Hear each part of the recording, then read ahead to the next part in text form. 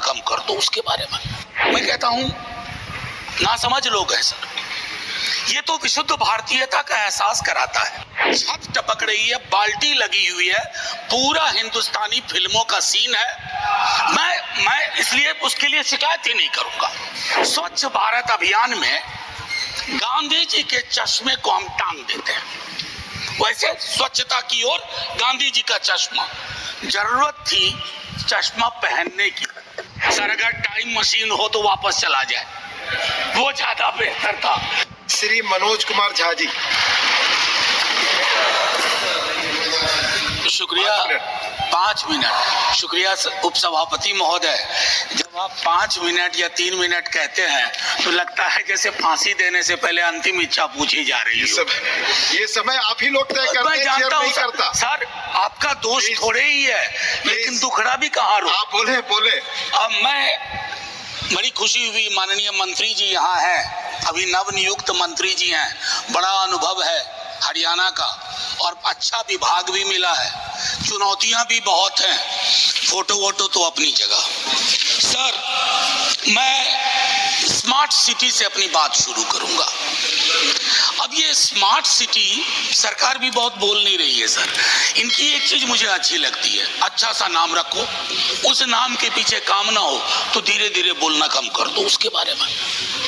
अब अभी हाल में राष्ट्रपति भवन में गणतंत्र मंडप बना।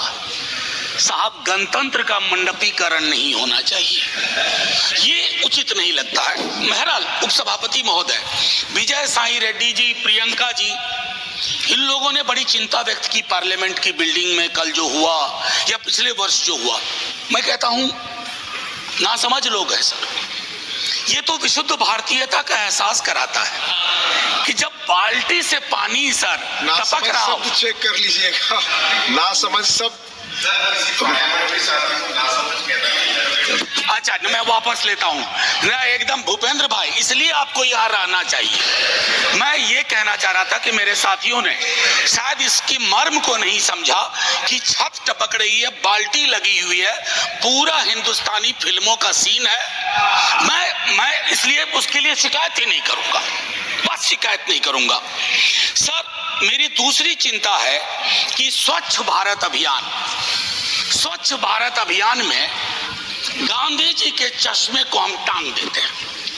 वैसे स्वच्छता की ओर गांधी जी का चश्मा, जरूरत थी चश्मा पहनने की, चश्मा वहां रख देने की नहीं। गांधी का चश्मा नहीं पहन सकते क्योंकि दो परस्पर विरोधाभासी चीजें, गांधी और दूसरा मैं नाम नहीं लूंगा, एक साथ नहीं चल सकती क्योंकि मुझको नाम लेना भी बुरा लग रहा है। सर तीसरी मैं मंत्री जी को कहूंगा, स्ट्रीट वेंडर्स शहरों की रीढ़ होते हैं, उनके साथ न्याय कीजिए। नाइंसाफी हो रही है उनके साथ। आपकी नीतियां कुछ बनती है, पुलिस प्रशासन किसी और तरीके से एक्ट करता है और उस मद में जिसको हम कहते हैं पीएम स्वनिधि, आपका एलोकेशन भी 30% कम हो गया। तो मैं आपसे आग्रह करूंगा उसको देखिए। आईसी स्वच्छता में आईसी में लोकेशन कम हो गया है, अमृत में आधा काम भी नहीं हुआ है, प्रोपेगेंडा अपनी जगह।